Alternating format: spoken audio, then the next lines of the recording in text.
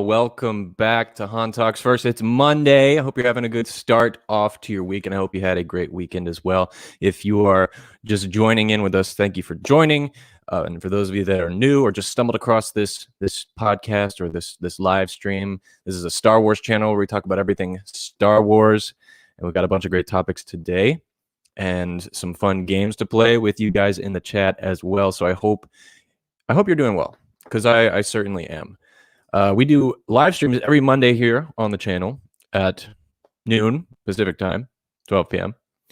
And we also have episodes every Wednesday as well on the podcast. Now, as far as the YouTube goes, we have videos all the time, at least for a week. And today we had one that came out actually that I'm going to talk about here in a second. But welcome, one and all. So glad you could be here today. If you're watching the stream now, there is a tipping option if you'd like to. You can send in your thoughts and questions and also support this channel. It's not expected, but there's the link below, streamelements.com/HanTalksFirst/tip. And if you are a reoccurring member and you want to think about joining our team, there is a Patreon link as well, where you can get exclusive access to a bunch of cool stuff and first access to some of the episodes. And yeah, that's it for the plug today. Like I said, we got a bunch of great topics to talk about, some of which include, well, our main topic today, as the description says below the title, is we're talking about KOTOR, Knights of the Old Republic. All of the rumors and speculation that Knights of the Old Republic 3 is going to be made by Lucasfilm, and possibly be KOTOR 1 and 2 being made canon and possibly remastered. So we're talking about that. We also are talking about some new Hot Toy Star Wars releases, and I got some pictures to show you as well. We're talking about some of the quotes behind the scenes from The Mandalorian. The stunt coordinator for season 1 and 2 recently said some pretty interesting things that gives us another look on Mando season 2 behind the scenes. And also talking about a Star Wars actor who played a animated role who might possibly be coming to play in a live action role. And I'm not talking about Thrawn. It's somebody else. And the last thing we'll talk about today, is sticking with the whole game topic, is the open world Star Wars game. We're going to talk about that as well, because we kind of have glanced over it before on this podcast. So we're going to really focus on the games today, the Star Wars games with Lucasfilm and all that kind of stuff. So if you are with us now, give me a thumbs up or a Y in the chat, so I know that audio and video is coming through just okay. Now, like I said, today we had another video premiere on the channel, and it was a video about the making of Star Wars: A New Hope. It is the first part of a 3-part series that I'm doing, and part 2 is coming out tomorrow. Here are some behind-the-scenes photos that I wanted to show from this episode. Just a couple of my favorite from the making of A New Hope. So there's this one, of course, which is the time when they were going to kill Obi-Wan Kenobi. Darth Vader was going to, or he was going to sacrifice himself against Darth Vader. And I just love this photo because it has, you know, George Lucas in there, and he's like so scrawny and young, and it's kind of funny to look at him now. But also the background is a real set. Here's another photo to prove that. Like, look at the size of this thing. That's insane. For a movie that was made in 1976 and that nobody believed in, like, look at the scope of this set. It's incredible. I love it. This is another one of my favorites, which is the making of the Jawa cruiser. And I just love the detail, the handcraft aspect of everything. And just to show you, it was just shot using miniatures, and everything is practical and just beautiful. And they did a great job as well. This is probably my favorite picture from the video that came out today. George Lucas instructing Luke Skywalker how to shoot the blaster. And this is the scene where he takes Leia and they grapple across the trench to escape the stormtroopers. So yeah, these are a few of the photos from the video that came out today. It's again, it's the first part of a 3-part series of the making of New Hope. Check that out. It's linked down below, and it's very interesting. I talk about the origins of this, the idea of Star Wars, the first, second, third, and fourth drafts of the scripts, and I tell you, it was going to be a completely different movie from as far as the Journal of the Wills up until Luke Skywalker almost being written as a woman. That's true. George Lucas tampered with that idea in his second and third draft of possibly making Luke Skywalker a woman. Kind of crazy stuff, but you can hear all the details in that video that came out today. And again, part 2 is coming out tomorrow. Robin McFly is in the chat. Hello. And the First Galactic podcast is here. I think it's the first time you've been on this show live. Welcome. It's nice to have you here. Mr. High Ground, of course, is here like always. And my buddy Lando. Awesome. Well, it's good to have you guys here. And more will come in soon. And we're going to do a Star Wars fan live trivia game where you guys can show me your knowledge, your Star Wars knowledge. Show me what you got. I'm just going to read a couple of the comments here. So Mr. High Ground says, I'm sure you've seen it, but the documentary An Empire of Dreams is amazing. It's an incredible documentary. It was funny because it was hard to find before Disney bought Star Wars, but then when they put out Disney Plus, that was one of the first things on there. That's the first thing I watched when I got Disney Plus was Empire of Dreams. It's a great documentary. And a lot of the stuff next week, I'm actually doing an Empire Strikes Back making of series. That one's a 2-parter. And in that one, I cover a lot of the stuff that they don't cover in that documentary, such as the script and a bunch of other really cool stuff too. But that's for next week. Lando, what's up, my man? Working, but got you up in the background. Oh, that's great. Thank you so much, dude. It's good. I'm glad you could be here. Robin McFly says, so excited for next part of BTS vids. Well, tomorrow at 9 a.m. You can come see it. And First Galactic podcast. It is the first time got you up while I'm eating lunch. Well, cool. I hope you enjoy your lunch, and I hope you have some quality entertainment while you are enjoying your snack. So like always, every Monday, we start off this show by jumping into our first segment, which is known as Star Wars Replay. So here's everything that happened in Star Wars this week in history. Enjoy. Star Wars Replay! Star Wars Replay is where we replay major moments and events that happened this week in Star Wars history. And this week, back in 1970, Warwick Davis was born. In 1975, Ralph McQuarrie painted the piece known as The Droids in the Desert, which helped George Lucas convince studio executives to make Star Wars. In 1986, The Empire Strikes Back premiered on pay cable. In 1997, A New Hope Special Edition was released in theaters. And finally, on a funnier note, in 2007, a Chewbacca impersonator was arrested on the Hollywood Walk of Fame for headbutting a tour guide. That's it for Star Wars Replay. Tune in next Monday to find out what major moments and events happened next week in Star Wars history. Yeah, that's real. A Chewbacca impersonator was arrested for headbutting a tour guide right down the street from where I live back in 2007. I wish I could find a better photo for that, but I wasn't able to. But just fun stuff. One of the things I wanted to really touch on with this week's episode of Star Wars Replay was this painting.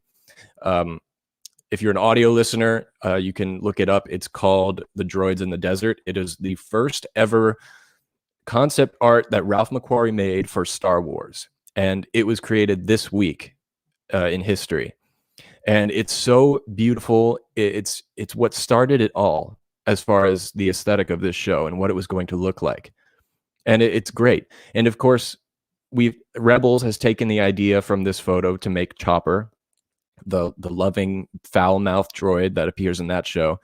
And it truly is one of the greatest Star Wars concept arts that has ever been made. And this is Ralph McQuarrie was hired by George Lucas to make concept art so he was able to convince Fox Studios to greenlight this film. And this is the one that did it. This is the picture that started everything. And it's kind of amazing. So it's just nice to appreciate the little things like that. So that was it for Star Wars Replay. I'm going to take a look at the chat here before we get into some trivia games. The First Galactic Podcast. That does not surprise me. Hollywood is whack. Hollywood is whack. I'm located in Hollywood, actually. I am like 2-3 blocks from the what's called Chinese Theater. So, which is actually where that incident took place. Hollywood is whack. I agree. I don't care that I live here. Robin McFly says, I love that concept art. It's gorgeous. It is. It's really amazing. And to think that he thought it up from nothing, you know, like when we think about droids now, we think of C-3PO and BB-8 and all that kind of stuff. But Ralph McQuarrie made it from nothing, and it was really great. Lando has the 334 figures of the concept art by the droids. It's so awesome. Whoa, that's awesome. Wow, you should take a picture of that and put it on your Instagram. That's really cool. I'm very jealous. If I get one day, I will put it behind me so you all can see it every day and be inspired. First Galactic says we'll have to link up sometime. We're down in San Diego. No way. That's really cool. You're close. You know, most of my listeners are on the East Coast, so it's nice to see that there's someone on my side of the world. But yeah, we'll definitely have to do that. Okay. Now, there's only a few of you in here, but I'm going to go ahead and start off with the Star Wars trivia questions because I got some great ones for you. And if you are an audio listener listening now, you can still play. I will give you a couple seconds of time to think about these questions and give me your answers. Let's see how well you did. If you're listening on the podcast stream, shoot me a message and tell me how many you got correct. And if you're watching this video later, in the comment section below, let me know how many you got right. Okay, so we got 10 questions here. And we're going to start off really easy. We're going to do it easy for you. And this is going to be a challenge for everyone who's in the chat right now. Let's see who the victor will be.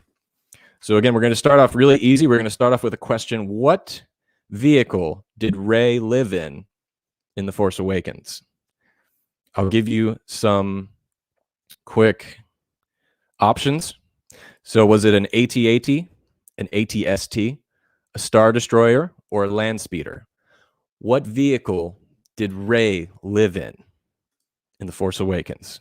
Go ahead, guys. Throw your answers in the chat. I'm going to give you a couple of seconds. Let's see who gets the first point here. The winner will get a prize. They will get a prize. I'm not going to tell you what it is yet, but we'll find out here in a second. So what vehicle did Rey live in? I'm going to give you guys 5 more seconds. Was it an AT-AT, an AT-ST, a Star Destroyer, or a Land Speeder? Okay, we have 3 people that said AT-AT. Mr. High Ground was first, so Mr. High Ground, you have the first point. I'm keeping track here. Mr. High Ground, 1 point. Good job. All of you got it. Great job. That's great. High Ground got it first, so let's go on to the next question here, which is... All right, this goes all the way back to Return of the Jedi. Who, again, we're starting off easy, okay? We're starting off with the easy ones. Who killed Jabba the Hutt? Was it Luke Skywalker? Was it Leia Organa? Was it Han Solo? Or was it C-3PO? Put your answers in the chat quick. Let's see who gets the next point. Who killed Jabba the Hutt? Was it Luke, Leia, C-3PO, or Han Solo? If you say C-3PO, you're just messing with me. All right. Okay, everyone, a lot of people have answered now. Look at that. Quick Draw says diabetes. Diabetes killed. I'm going to give you a participation point because that was really funny. But First Galactic got this one right. Good job, man. Leia. Leia was the one who killed Jabba the Hutt. All right. First Galactic has a point. Okay. Let's again, starting off easy, and I got one more really easy question for you, and then we're going to get into the hard stuff. So don't cheat. Don't look at your computer or your phone. You got to be honest with us, okay? So here's the next easy one for Star Wars trivia. Who wiped out all of the information about the planet Kamino from the Jedi archives? Okay? Your options are Sifo Dyas, Count Dooku, Darth Sidious, or Jedi Master Yoda. Who wiped all the info about Kamino from the Jedi archives? Send in your answers really quick. Robin McFly says Diego Luna. You're correct. It was Diego Luna. I'm just kidding. Oh, I think you were answering that about Jabba. I got you. All right. So who wiped all the info about Kamino from the Jedi archives? People are saying Count Dooku. Well, that is correct. And the first person who said that was Lando Ferrando. Look at that. Mike Lando from Sith Talkers got a point. Okay, guys, we have 3 people with 1 point. So it's about to get like in the nitty gritty. It's about to get real. Okay. Mr. High Ground has a point. First Galactic has a point. And now Lando has a point. Now I'm just going based off who I see first in the chat here. Okay. Hillary Clinton. All right. Quick Draw might end up winning this by just funny points, like participation points. We'll see. All right. So let's go on to the next question here. We're going to start to get a little bit more difficult. Okay. This is for more truer Star Wars fans. We're really going to test your knowledge here. Okay. So let's see what you got. Okay. Now going all the way to Return of the Jedi. Okay. According to the Emperor, what was Luke's weakness? Was it his faith in the light side? Was it his faith in his friends? Was it lack of vision? Or was it resistance to the dark side? According to the Emperor, what is Luke's weakness? Throw your answers in really quick. Again, his faith in the light side, faith in his friends, lack of vision, or resistance to the dark side. According to the Emperor, what was Luke Skywalker's weakness? All right. Answers are coming in here. If you're an audio listener, the time is up. All right. So everyone has said friends, faith in friends, and that is the correct answer. And I think the first person who got it was First Galactic Podcast. All right. They're in the lead. First Galactic Podcast is in the lead. Luke's weakness, according to the Emperor, was his faith in his friends. Powerful moment in that movie. Okay, here's another one. What did Owen Lars tell Luke Skywalker about his father? That he was a Jedi Knight, that he was a Sith Lord, that he was a fighter pilot, or that he was a navigator on a space freighter? Or a spice freighter, I'm sorry, not space freighter. So those are your options. What did Owen Lars tell Luke about his father? Again, Jedi Knight, Sith Lord, fighter pilot, or navigator on a spice freighter. Mr. High Ground says Jedi. Lando says navigator. First Galactic says navigator. Okay. This was kind of a tricky question. The actual answer is a navigator on a spice freighter. So Lando was the first one to put that in the chat. So Lando has 2. Okay, guys. I'm sorry, Mr. High Ground. Don't worry. It is kind of a tricky question. But okay, so Lando and First Galactic Podcast, you are tied. Okay, you both have 2 points. So now again, these questions are just going to get harder. So here we go. Quick Draw says fighter pilot. Well, he was, that is true, but you're all right. He was a Jedi, he was a fighter pilot, but the actual answer was a navigator on a spice freighter, which was the only one that wasn't true, actually. Okay, here we go. This is for all my Padme fans out there. I'm looking at you, Robin McFly. Okay, so what were Padme's last words? Now, I don't have options for this one, and you don't have to get it 100% correct. You just got to get the gist of it. So what were Padme's last words? If you can tell me who she said her last words to, you'll get an extra point for that as well. So what were Padme's last words, and who did she say it to? Put your an alligator. You're right. It was an alligator. Lando says it was Anakin saying no. First Galactic Podcast said that there's good in him. I know there is. And Mr. High Ground says Obi-Wan. So does First Galactic Podcast. Okay. So Padme's last words in Revenge of the Sith were Obi-Wan. There is good in him. I know there is. Those were her last words, and she did speak them to Obi-Wan Kenobi. So the person who got that first is First Galactic. You said there's good in him. I know there is. That is close, so I'll take it. You didn't have to get it 100%. So First Galactic has 3 points. So the last words Padme said were, Obi-Wan, there is good in him. I know there is. Mr. Highground says, is Anakin okay? Did she say that? Or did she say, oh, she did say, is Anakin okay? But then she said, I know there's still good in him after that. Okay. And we only got a couple more questions here, okay? So here we go. The person in the lead is First Galactic Podcast with 3 points. Okay, it's getting tough. Let's go. This is a behind-the-scenes question. Where were the Hoth sequences filmed? So the snow planet at the beginning of Empire Strikes Back, where was that filmed? Was it filmed in Norway, Denmark, Iceland, or Greenland? Put your answers in quick. Where were Hoth sequences filmed in The Empire Strikes Back? That's the snow planet. So go ahead, throw them in there. Where in the world were they filmed? Was it Norway, Denmark, Iceland, or Greenland?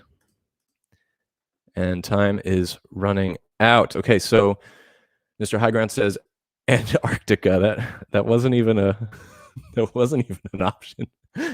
You probably sent it in before I said that, but First Galactic says Norway, Lando says Denmark, and Mr. Highground says Norway. Okay, the correct answer is Norway. The Hoth sequences were filmed in Norway. So the person who said that first was First Galactic with 4 points. They're in the lead. They are winning this challenge so far, but there's still hope for some of you out there. So let's try another one, okay? Okay. Really take your time with this one. Do your math.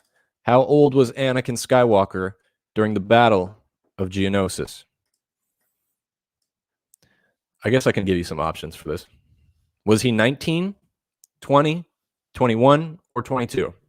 How old was Anakin during the Battle of Geonosis? I'm going to give you 5 seconds here. How old was Anakin during the Battle of Geonosis? Throw in your answers quick. Don't let First Podcast win, First Galactic win. If you want to win this, you can beat them. I know you can. Mr. Highground says 24. Lando says 18.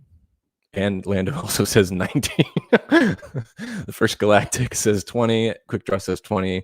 Highground says 21. Okay. So the correct answer is Anakin Skywalker was 20 years old during the Battle of Geonosis.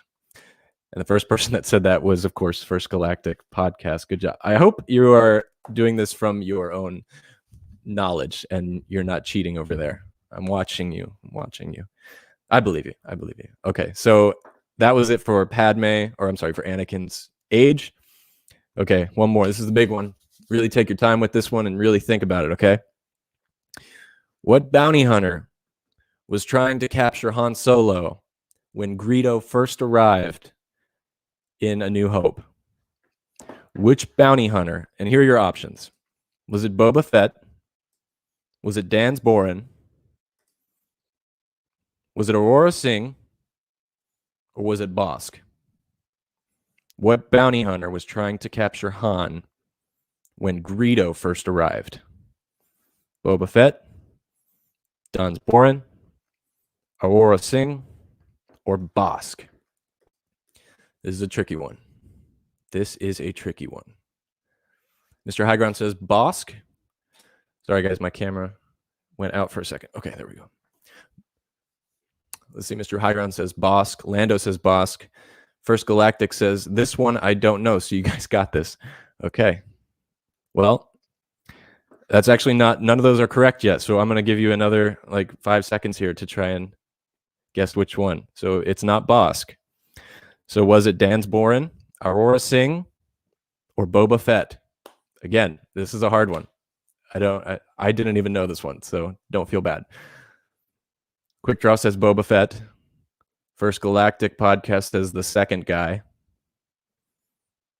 You can't give up your win and then come in with another answer. I'm just kidding. Lando says Boren. Mr. Highground says Aurora. Okay, no one has said the right answer. It's actually Dan's Boren. And if you guys don't know who that is, I have a picture for you right here. You're not going to believe it. Okay, this is the bounty hunter that was trying to capture Han Solo. Dan's Boren. The spaceman in the cantina. The spaceman from A New Hope. That's who it was. And he has this an entire article about him on the Wikipedia. You can check it out. But this is the bounty hunter that was trying to capture Han Solo before Greedo.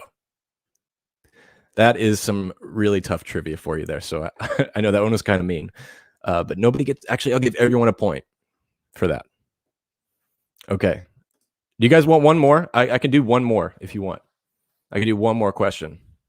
But we don't have to. What the hell? I'll ask it anyway. Okay, this is the last question of the trivia today, and then we'll get into the stuff you're actually here to listen about and learn. So for the YouTubers and the podcast listeners, last question for the trivia. This one's worth 2 points. Count Dooku. Count Dooku was one of how many Jedi to leave the Jedi Order? Okay, so Count Dooku was one of how many Jedi to leave the Order? Was it 40? Was it 50? Was it 30? Was it 20? He was one of how many people to leave the Jedi Order? Was it 50, 40, 30, or 20? Quick Draw asks if that's Dustin Hoffman. That'd be so cool if it was. Lando says that's McClunky. Yeah, I know. It's a little McClunky. Okay, Lando says 50. Mr. High Ground says 40. Quick Draw says 30. First Galactic says 20, so everyone gave a different answer. All right, well, the answer to how many Jedi left the Order with Count Dooku, the correct answer is 20. First Galactic got it again. Good job, First Galactic. You won the Star Wars trivia on your lunch break. It's pretty impressive. We'll do this again sometime, guys, because I really enjoy this, and I've been trying to think of ideas for something to do for my 100th episode, which is coming up really soon in 4 weeks. It's either 4 or 5 weeks, episode 100. It's going to be a great show, but good job, everybody. You guys did great. I mean, trust me, some of these questions I didn't even know the answers to. It's just the questions I asked, but First Galactic got 6 of them right. And a lot of you did get a good majority of them correct, too. It's just First Galactic said them first. Lando says, congrats, First Galactic. Yeah, congratulations. And again, the prize was you get to pick the topic for next week. So you let me know what you want to hear me talk about next week on Monday, and we'll dedicate. It can be as goofy as you want it to be. It could be as serious as you want it to be. But let me know, and we'll talk about it next week. He says, thanks, everyone. Lunch break is actually over, so good timing. Good timing, yeah. Great job. Mr. Highground says, it's so difficult with so much pressure. Oh, I'm sorry. Everyone give Mr. Highground some love in the chat. You did great. Thank you for being here. Thank you, all of you, for being here today. Okay, let's jump into the main topics today, because we got a lot of great stuff to talk about, all right? And give me a second here while I fix my screen. It's having a little bit of a problem. Okay, so the first thing we're going to talk about today is the main topic, which you can see in the title of the show below. And we're talking all about Knights of the Old Republic. So there's been a lot of rumors coming out recently about the possibility of a third one coming out and a remastering of the original 2 ports, and other rumors as well as far as adaptations to live action, animated, a bunch of stuff. So if you're not familiar with Knights of the Old Republic, I'm going to give you a little bit of info about it and why it's so special to a lot of people. Here are some of the characters from the show as well. So one thing about KOTOR is it's combat engaging. This game was different for the time it was released. It was different than any other Star Wars game. It had a narrative that was riveting, and a lot of people grasped onto it and introduced a bunch of new lore and great stuff like that. And its depiction of the galaxy was the most submersive that it's been in a Star Wars game since. You know, many prior games, Star Wars games, had succeeded in taking different types of set pieces or vehicles and making like an action-packed game out based off those themes, like pod racing and stuff like that, and X-Wing fighters and squadrons, that kind of stuff, But Knights of the Old Republic was the very first game that made you feel like you were actually exploring the universe. And it also had very well acted cast and characters, and there was different outcomes based on how the character played the game. So you could generally, it was like a pick your own adventure, not exactly like that, but it had the option where you were in control. And the most notable character from this game was obviously Darth Revan. Very popular with everybody. And he, of course, is the central antagonist. Knights of the Old Republic wasn't used as... It wasn't just a great Star Wars game. It was a great piece of fiction. And it was on par with the rest of the franchise. So we're going to take a look at an article today from GameRant.com, which talks all about the new rumors and speculation. And I think you guys would enjoy it very much. So give me 1 second while I get this screen ready. And we will explore what is going on with Lucasfilm Games right now. Now, again, this article is on Game Rant, so you can check that out if you want to. Okay. So here's the article. I will link it below if you want to check it out. And sorry, guys, this is the first time I ever shared my screen, so it's taking me a little while. Okay. So the rumor that Knights of the Old Republic ports are in the works. Now, the revival of Lucasfilm Games has reignited much of the gaming community's excitement for potential Star Wars projects, especially with the announcement of Ubisoft and Massive Entertainment's open-world Star Wars game, the first non-EA published Star Wars game in almost a decade. So obviously, it was just recently announced that EA is no longer has a monopoly on the Star Wars games, which is great because now we get a whole new bunch of developers to make a Star Wars game, more creativity and just different styles and stuff like that. A lot of people were kind of disappointed with what EA had done with Star Wars since they first got the first game and the rights to it. And understandably so. I mean, there was less games to come out since Disney bought it. And a lot of them had these add-ons or expansion packs that you had to keep purchasing. I forgot what they call it. I'm not necessarily a gamer myself. I don't consider myself one. I do enjoy playing games, but I'm not really big and into it. But I did have some problems with EA, so much so that I didn't even buy Battlefront 2. And usually I buy every Star Wars game I can. But I will say Jedi Fallen Order was incredible. That was a great game. And there's some problems with it as far as the mechanics and the latency and also the graphics. But as far as the story goes, I really enjoyed it. And I had so much fun playing it. And so that's one exception, I would say.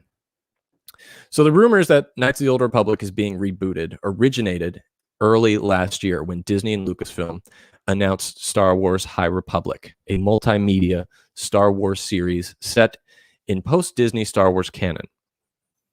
This was preceded by an appearance from KOTOR villain Darth Revan in the Star Wars Rise of Skywalker visual dictionary. So we covered that a while ago in my video about Keanu Reeves playing Darth Revan, which you can check out. I think I linked it below. There's that rumor going around. Obviously, that's a fan casting. A lot of people want that to happen. But yeah, Darth Revan was made canon in the Rise of Skywalker as one of the Sith legends that was in the background on Exegol or in passing or in some prop. I can't remember exactly, but I'll have to find the visual dictionary at some point and look that up again. But you can see that video on my channel. It's called Keanu Reeves as Darth Revan. So after the announcement of Lucasfilm Games revival, BOB podcast host Bespin Bulletin revealed he learned that Knights of the Old Republic reboot was in development from a surprising studio, which Bloomberg reporter Jason Schreier backed up. So here is a tweet about some of this. So heard some fun game stuff this week, nothing huge and no real details. You know how the Jedi Knight games from Episode 1 Racer got Switch modern console remasters? Well, I'm hearing the same for Knights of the Old Republic 1 and 2 at some point this year. This year, that'd be... it's kind of hard to believe, but if it's true, that'd be really cool. Note, this would be separate from the upcoming remake thingy. These would just be straight upscaled ports. So this is the main thing that I wanted to touch on today was the or the remaster. You know, if they really are remastering these Star Wars games, Knights of the Old Republic 1 and 2, then I think that's a very large hint that we will be getting Knights of the Old Republic 3 coming. A lot of the issues I've been seeing people having is, you know, they're worried that it might not be a Knights of the Old Republic 3, but rather a remake of that game instead of a reboot. And of course, losing legacy characters, ruining the story, messing things up like that, you know. But I can see them doing that too. But if they release Knights of the Old Republic 1 and 2 in a remastered format, I think that's a good hint that we would be getting it for what is it? A third one in the makes. Now, I thought I had some pictures here. I do. Okay, so check it out. These are some of the pictures of EA's previous games, such as Battlefront, Jedi Fallen Order. I don't know how many of you have played these games. I have played all of them. They're fun in some ways. In some ways, they're not. You know, the story really needs work in the Battlefront games, or at least Battlefront 2, I believe. But yeah, this Jedi Fallen Order was my favorite. It was almost like an open world experience where you can go to other planets, you could travel around that planet wherever you wanted to, things like that. But this was a great one, and they're definitely doing a second one. They announced that last year as well, that Fallen Order 2 will be coming, and of course that'll be EA. So hopefully they keep it in the same format that they did for the first one. Did any of you guys listening play any of these games? And if you did, what did you think of it? How excited are you for, you know, EA not owning all the gaming rights and this monopoly that they had for like 6 years? You know, what game are you most looking forward to?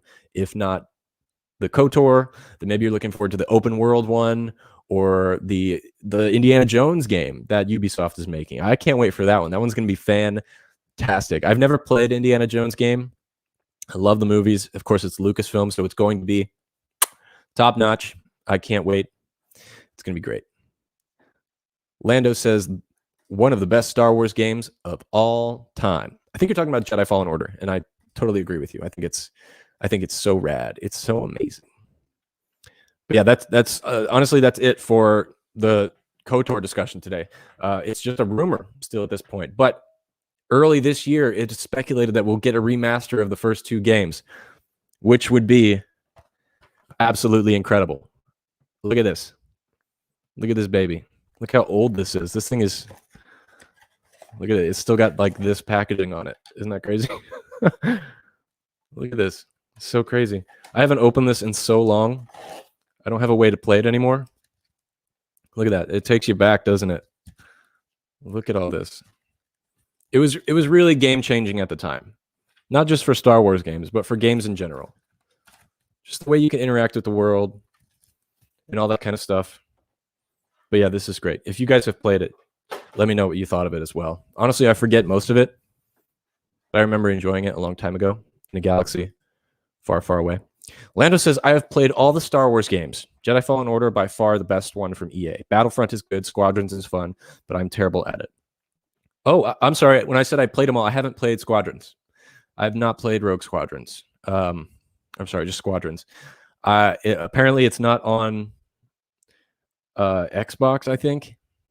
I could be wrong. I don't remember. I remember I'm not really into flying games, flight simulators, that kind of stuff. I did when I found out it was on VR. I immediately was like, I need that. I would totally play it on VR.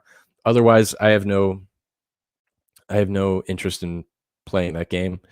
And I have a VR, but I can't play it on VR because you need a PC to play it. And I don't have a PC. I'm a Mac guy, which could explain all of my technical difficulties on this show. Mr. Highground says, both of the newer BFs. Oh, Battlefront. I thought it was boyfriend. It's like, you got 2 boyfriends? Both of the new Battlefronts are fun to play with friends and is one of my favorite games. And Fallen Order is awesome. Squadrons isn't very good in my opinion, but the story is decent. That's good to hear. I mean, sometimes I don't care if I'm playing a bad game unless if it's got a good story, I'm in, you know. I don't have to, like Halo, for example. Halo 4, Halo 5, it's not the same. It's not the same as Halo 1 through 3, but there is good story there. You don't get to fight as many aliens, but it's a good story, so I have fun. Halo Infinite coming out. I can't wait for that. But this is a Star Wars show, so we'll move on. Mr. Highground says, do you guys remember Star Wars Force Unleashed? Yeah, that was with was that the one with Star Killer? Was that the first introduction with Sam Witwer, or am I thinking of something else? I can't remember. Mr. Highground says Force Unleashed 1 and 2 is amazing. Yeah, those are when did those come out? I can't remember exactly, but those were great games as well. Oculus Quest 2 doesn't need a PC. That's the one I have, and my girlfriend's brother has the same thing. He said it can only be played on that VR if you have a PC compatible with it. But if that's wrong, I will definitely be getting that game. Thank you for letting me know. Landis' old PlayStation game, Jedi Battles, was really good. I don't remember that one. There was this one game that I had that I played countless times, and I think it was one of the original Battlefronts. It was on Xbox. It was where there was this sub game you could play inside of that game that was about where you could create your own ships and create your own armies and then battle against other people, almost like a battle royale. Not exactly, I don't remember, but I don't know if any of you guys know what I'm talking about. You should let me know, because I missed that game. I wish I still had it. And yeah. Okay, so let's talk about our next topic today, because we have more to discuss. And again, if you're just joining us now, welcome. We just finished talking about Knights of the Old Republic, and now we're going to move on to these new hot toys that were announced. So check this out. We just got the latest addition to Hot Toys Star Wars collection, and it puts the spotlight on Dark Troopers. Look at this. Isn't that amazing? From The Mandalorian Season 2. Now, the Dark Trooper figure stands at 32.5 centimeters tall. It features over 25 points of articulation, and it features a light-up helmet and a chest panel that comes with 3 pairs of interchangeable hands and a blaster rifle. It follows in the footsteps of all Hot Toy figures, and the Dark Trooper features premium detail, specifically applied black armor painting. Look at this. It's incredible. I don't normally buy action figures, but this one looks absolutely insane. I mean, look at these guys. That's incredible. And it's not painted lights. Those up there, that's actual LED red lights built into the figure. This looks absolutely incredible. This isn't big news. This is just something interesting I found that I wanted to share.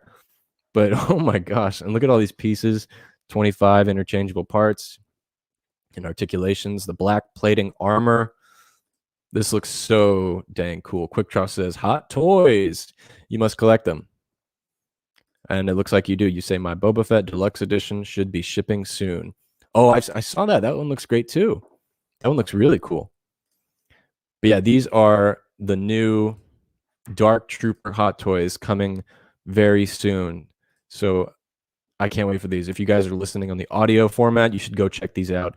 It is some beautiful craftsmanship, and I can't wait to see what comes next after this. Okay, so let's jump on to our next topic, because we're also talking about, we're going further into The Mandalorian, and we're talking about some behind-the-scenes stuff that just got released from some of the people that worked on the project, more specifically the stunt coordinator, Ryan.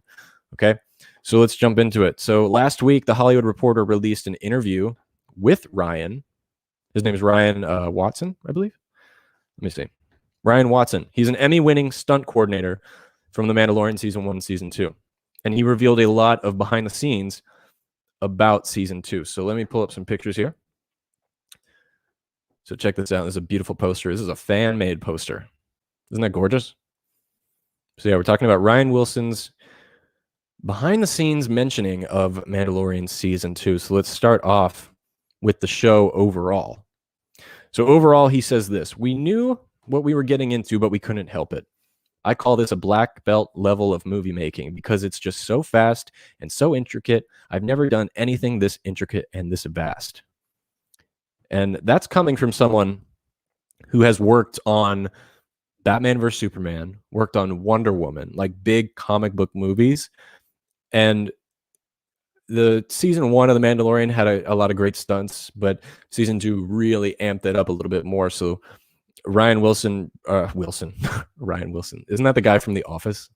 Ryan Watson did a fantastic job with the stunts, but he says a lot more too. He says, so during the fight scene with Giancarlo and the Mandalorian here, Moff Gideon, he goes into further detail, and he says, so this is regarding this fight scene and how the lightsabers broke, because if you remember last year during the summer, Giancarlo Esposito said that he broke many dark sabers during like shooting. So this is what is said on that matter. Ryan says, we had to end up using the full sword, which makes the top even heavier, and now the swings are a little bit harder. So what he's talking about is when they were shooting the film, they would often use half-bladed swords or lightsabers because it's a safety measure rather than using a large one. But Giancarlo kept breaking the darksaber, the little half blade, so they had to use the long one because that was all they had left. So he also says the intensity of that fight was probably the highest of both seasons. Giancarlo brought some real intensity to that fight, and he finished one time and was like, that was like a real fight. And Lateef was truly ducking for his life. Lateef was the guy in the Mandalorian outfit. So this confirms that, like Giancarlo Esposito said last year, that he broke many lightsabers during shooting of the Mandalorian. So that was really cool. I also got some quotes from him about Ahsoka and the fight scene with her. So here's a little bit of what he says about that. So he says it was the most high-pressure fight of the season because of the garbage that a live-action Ahsoka brings to the table. So obviously he means like adapting it from live action to animation to live action. We wanted to keep it really old school samurai, but still entertaining enough to where it has more than 2 or 3 moves. And that changes a little bit of the dynamics. With a samurai sword, you can touch the blade and you're not going to get hurt. The lightsaber is like a bug zapper. That's why the fight feels very clean and very direct. There's not a lot of wasted moments when they start to fight. It explodes. It's from the stillness to 100 miles an hour in a blink of an eye. You can train the moves and have them down perfectly, but if you don't have that acting backing behind it and the intensity that it would have in a fight, that's probably the most tricky thing. You have to costume on all these different cameras in there. It's a very, very tough thing to act and to get through the choreography, knowing these different changes that you have to do at that moment and where the camera is for it looks like a real hit. So yeah, obviously that Ahsoka fight, that whole Ahsoka episode 5 of the Mando season 2 was incredible. And it was very old school, like as far as like samurai movies goes. You know, it wasn't just like quick cuts and a bunch of different shots and like wire fighting maneuvers and all that kind of stuff. It was simple and it told a story. And I think that's what Dave was going for.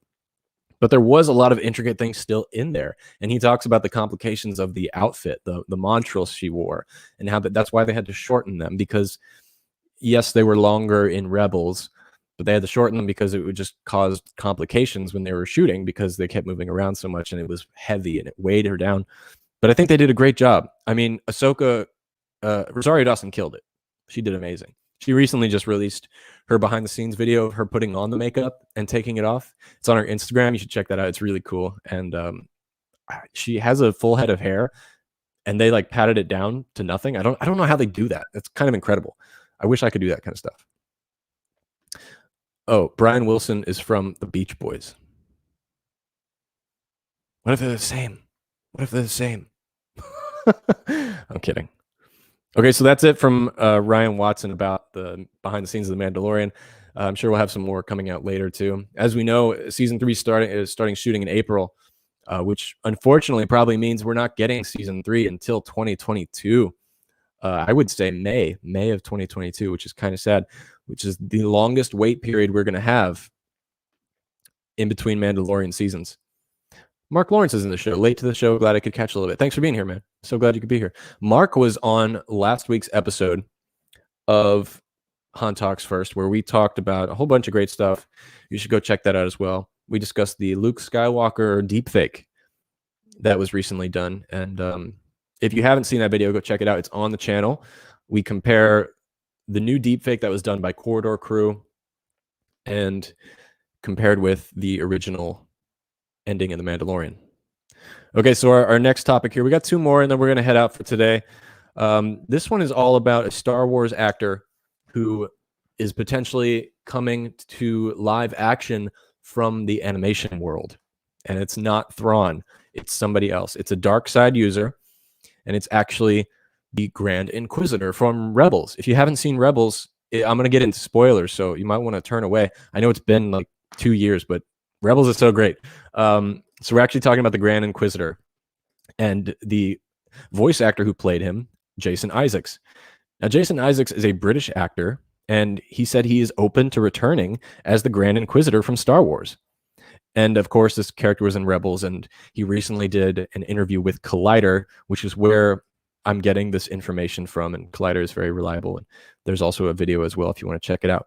His direct quote when asked if he'd be willing to come was, "I am open to anything, but it's always about the script." He has another quote here that I'll get into. It's a very lengthy quote, but I just wanted to point out that's a great way of looking at it from an actor's point of view. Yes, an actor is just like a character like by hire, but the fact that he wouldn't just do it to get into that role, but because it would be a good script, so that's good to know as well. Now, we'll never know if they're actually like talking to him or not, because they're not going to reveal that on an interview on YouTube or something like that. But check it out. So that he went on to add this statement, and I'll give this picture of him from Rebels here. Now, this is from season 1. I love the Grand Inquisitor. He was one of the coolest guys in that show. So he adds to this comment, and he says, "I don't want to just turn up so that I can take some photographs and go to conventions. I'd like to play parts. The Inquisitor was such a great part when I played it. And if the Inquisitor was a great part again, I would be up for it. I'm not sure that I've got the patience of Doug Jones, who plays Saru in Discovery, and who was the creature in The Shape of Water and stuff like that. I don't know how many hours I'd like to spend in prosthetics. But yeah, Katie Sackhoff had a very good time, and I know Katie, and I'll say I've loved being a part of the Star Wars world. They've invited me in, although I've only ever been in the animated character before." So yeah, that's what he says about his potential of bringing that animated character to live action, which I think would be amazing.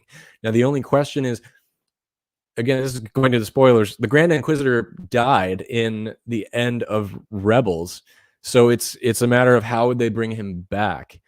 He killed himself at the end of season 1 because he was too scared of his boss, Darth Vader. And it was one of the greatest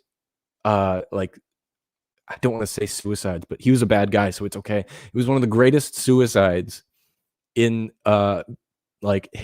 television, and he like is hanging off the ledge, and Kanan is just like, he offers to help him from death, but he decides to let go, and he says, "There are darker and more terrible things in this world than me."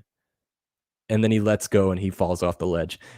And he was talking about Darth Vader, and it was such a great ending to his character, and I loved it. So if he were to come back, it would be him before Rebels, that time period. So who knows how old he is or how his species age. It could be High Republic. That would be cool as well. But maybe in Obi-Wan series, how sick would that be if we got the Grand? There's going to be Inquisitors, because that time period is when Vader hired a bunch of Inquisitors to help him hunt down the remaining Jedi.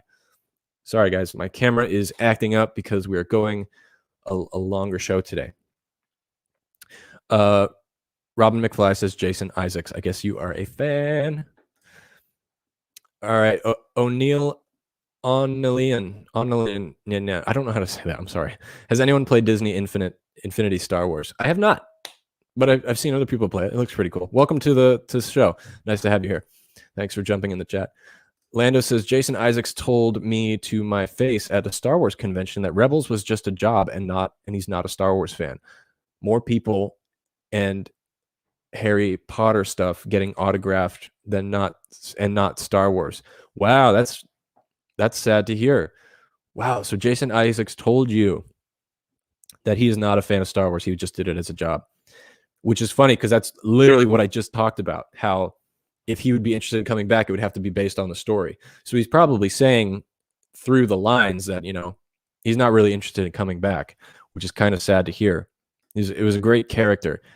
It always bums me out when actors like say that kind of stuff, like at least don't say it to fans who are really invested into this kind of stuff, But that's it for the Jason Isaacs quotes. I just thought it was interesting. I wanted to share it with you today. Welcome to the chat, Aisa. Glad you're here. And the last topic we're going to talk about today is going to be this open world video game that is being developed. And we haven't talked about it on the show, so I really wanted to jump into it. Again, this is our last topic today. Send in your last thoughts and questions on the show, and we'll be sure to answer those. And then we're going to get out of here. I hope you guys had a great time. So let's jump into this open world video game. I'm going to put up some pictures from past video games so we have a little bit of context and viewing pleasure.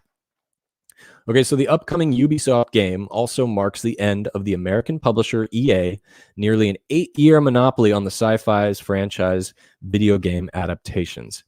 Now, EA required the exclusive rights to publish Star Wars games all the way back in 2013. And finally, that deal is expiring, which is why we're getting a bunch of new games announcements and the new vision of Lucasfilm games. Now, Star Wars has it's obviously one of the most well-known IPs in video games, in movies, and all that kind of stuff, because the games really are incredible. And a lot of them have changed the game in some ways. And with titles such as, Star Wars Jedi Knight 2, Jedi Outcast, and Knights of the Old Republic, and they receive such vast critical acclaim.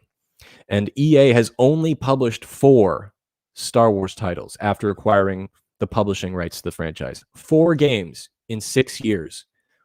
Do you know how many we used to get before? I can't even remember how many. But 4 games in that 6-year period is unacceptable. And thankfully, that's all going to change. Through 2019, Jedi Fallen Order and Star Wars Squadrons received positive reviews, but the publisher axed a handful of other projects, including a bounty hunter-focused game, which was called Star Wars 1313. Now, if you guys don't remember what Star Wars 1313 was, it was actually the game that George Lucas was developing all the way back in the late 2010s, or I'm sorry, early 2010s, early 2000s. It was going to be focused on Boba Fett, and then Boba Fett, you play as him, and then at some point you get killed and you have to play another person, but it was open world, if I remember. There's concept art online you can check out. I should have brought some today to share, but I forgot about it. But that was going to be a great game, and it was apparently going to be a game changer. And it was also going to like reboot Lucasfilm as a whole. So it's sad to see why that never came to be. But EA is continuing to work with Lucasfilm in some capacity, which is kind of disappointing, obviously, because Jedi Fallen Order 2 has to come.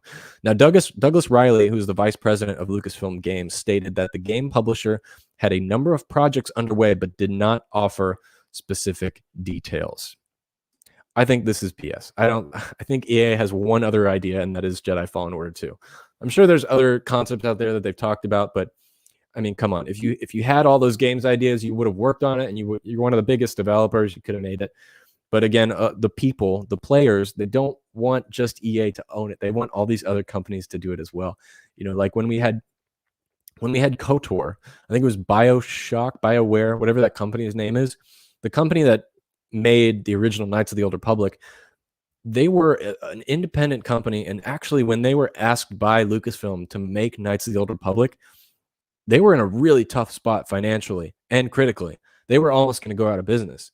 But Lucasfilm approached them asking if they would help make this new Star Wars game. And they gave them full creative control. They were allowed to have it take place at any time period and about whatever they wanted it to be. And they jumped at that opportunity so fast. But the problem was they didn't want to set it during the prequel era, which is when those movies were coming out at the time. And instead, they wanted to go thousands of years beforehand and do fresh new material. And they did. And they made a riveting story. They made a great narrative and great gameplay as well. And fans love it. And it became one of the best games in Star Wars of all time, which is pretty great. But it's such a great story of that company and making that game. But yeah, it's funny that Lucasfilm used to go to these smaller independent companies to make these games, and now that they're Disney, they're going to go to the big dogs. But we're getting things like Bethesda, who made Doom, and they're going to make a game. I think they're making the Indiana Jones game, and then we got other ones too, older developers, smaller companies, which would be a really great thing. But this is great stuff. An open world Star Wars game. How cool would it be? How cool would it be if it was like a GTA 5 and it takes place on like a planet, and you can like grab your land speeder and like go to the cantina, or hop in the Falcon and then fly across to the other side of the planet and like go kill a crate dragon? That'd be incredible, right? It has so much potential, and there's so much you can do. And I hope they focus on timing. That's my only issue with this whole entire announcement of Lucasfilm Games, all these companies that are coming in and making Star Wars games. You know what's going to happen, right? Once 2023 hits and the rights are open for them to start releasing games, they're going to start trying to rush these games out, because everyone now has exclusive rights to them. It's no longer a monopoly, and they're going to want to be the first game out, the first new Star Wars game that's not EA. They're all going to want to be that game. At least the higher ups, the executives, will want that to be the case, right? So it concerns me a little bit, because if I'm going to get a Star Wars game, I want it to be, I don't care if it takes me 6 years. Take 6 years to make a really, really good game. Revolutionary graphics, mechanics, and a good story, a great story. Always start with the story. I don't think they should start with gameplay and graphics before they get the story down. All great games of the past started with a story. Halo is a great example of. I'm a big Halo guy, obviously. But yeah, we'll see what happens. Fun fact before we get out of here: Jedi Fallen Order was actually not originally a Star Wars game. Originally, that game was supposed to be about like a treasure hunter, and it had a completely different story. But they already had started working on that game. They even started making some of the gameplay for it and some of the mechanics. And then Lucasfilm approached EA about making a Star Wars game, and they were like, "Well, we need something quick, right?" They were like, "Well, we already have something that we're working on. Let's just change it and make it into Star Wars." It sounds incredibly risky, right? But it ended up being a great game, which is kind of crazy, because it originally wasn't supposed to be a Star Wars game. Fun fact. So that being said, Jedi Fallen Order 2, they're not going to have the time they had with the first one. And it's also an original idea at this point. So we'll have to see if it's good or not. But guys, that's it for today. I want to thank you for coming on the show. It means a lot to me that a lot of you were here at playing the Star Wars trivia with us. That was really fun. We'll probably do that again as well. If you have any last minute things to say, throw them in the chat. But yeah, that was all I wanted to talk about today. I've said some negative things, but overall, I'm excited about Lucasfilm Games. I mean, the fact that they're like Lucasfilm Arts revitalized, they always do great stuff, and I'm really excited about it. So I can't wait to see what happens with that. Regarding the new High Republic series, I hope you guys are enjoying it. I will finish Light of the Jedi soon, and I will talk about it. I'm sorry it's been taking me so long. I've just been very, very busy. So that is it for today, my friends. I hope you have a great rest of your week, and that you can, watch some Star Wars, enjoy life. Again, please go check out the new video I dropped about the making of Star Wars. It's on the channel. It just came out this morning. I put a lot of work into it, and I really want people to see it because it's very interesting. Not because I want views, but it was a lot of work, and I'm really proud of it. It's a 3-parter. Part 1 today, part 2 tomorrow, part 3 on Wednesday. If you like it, please comment on the video. Let me know what you liked about it. It's really interesting stuff, and a lot of it is not covered in documentaries and other things like that. So it's really great stuff. But anyway, my friends, thank you so much for being here. A new episode is coming out on Wednesday, so be sure to come and check that out, and I will see you all very, very soon. And now, somehow, some way, somewhere this week, my friends, may the Force be with you. So who talks first? You talk first? I talk first.